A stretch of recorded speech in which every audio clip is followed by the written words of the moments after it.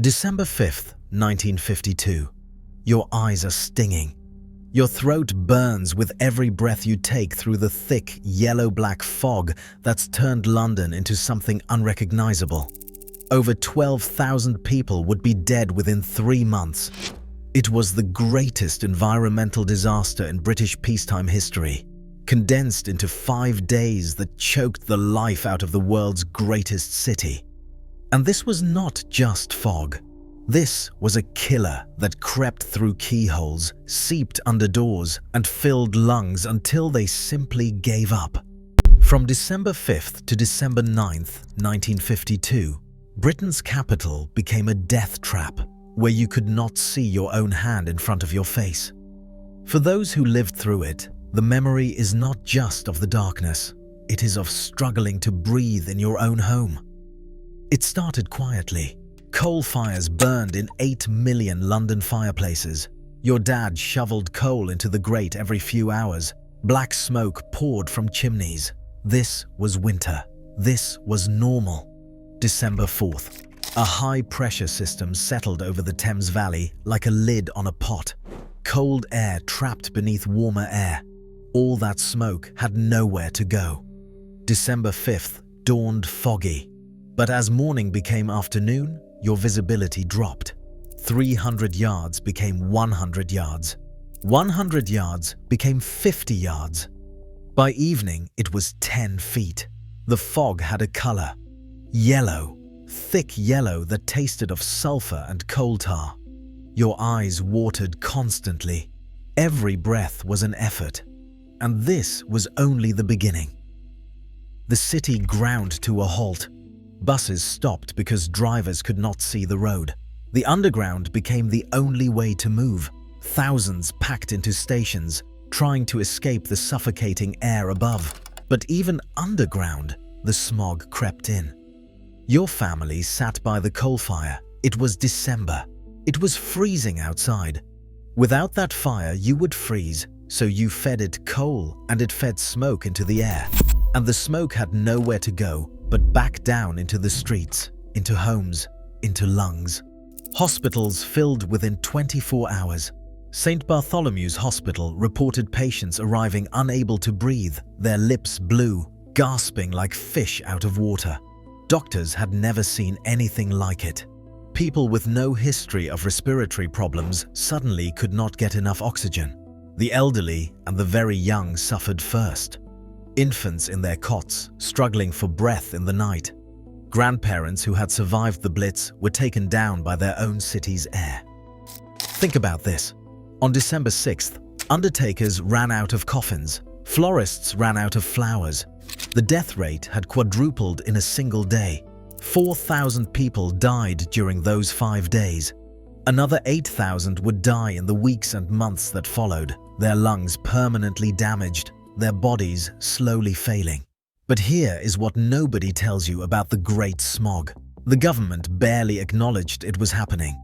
Parliament was in session throughout. Members of Parliament debated policy while people died in the streets outside. No state of emergency was declared. No evacuation was ordered.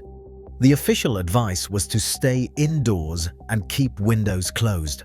But windows were not airtight. The smog crept in anyway. It stained curtains yellow. It left a film on furniture. You could taste it in your tea. The smog was a killer that showed no mercy.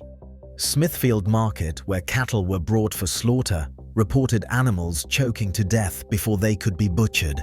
If livestock were dying, what chance did the vulnerable have? At one performance of La Traviata at Sadler's Wells Theatre, the audience could not see the stage. The performance was abandoned. The fog had penetrated the building so thoroughly that the theatre became invisible to its own patrons. Emergency services collapsed under the strain. Ambulances could not navigate streets they had driven for years. Crews walked ahead with torches, trying to guide drivers through the murk.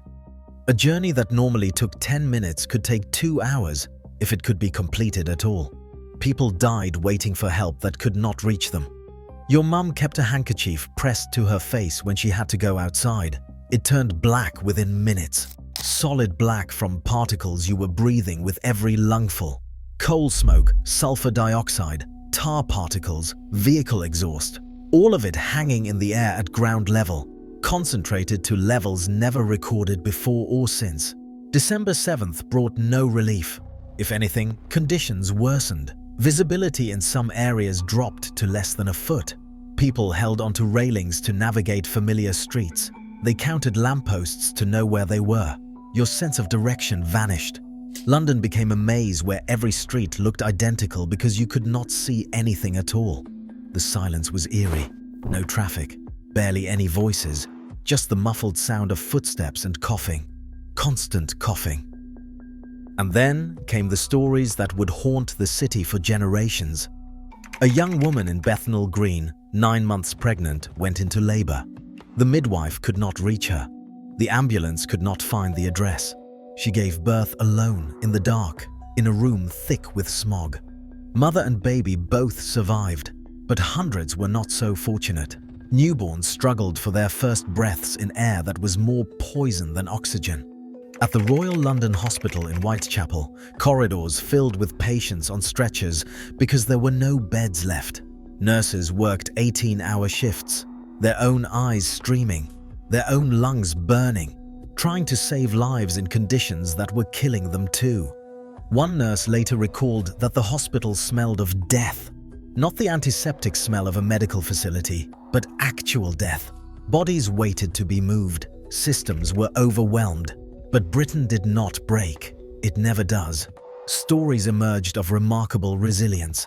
Milkmen navigated their rounds on foot, walking their usual routes by memory, ensuring families had milk even when visibility was zero. Bus conductors walked ahead of their buses with lanterns, guiding drivers along routes they could not see. Neighbors checked on the elderly, brought them food, kept coal fires lit, offering what comfort they could. Children, remarkably, found wonder in the horror. Some played in the smog, making games of the murk, building imaginary worlds in fog so thick it felt solid.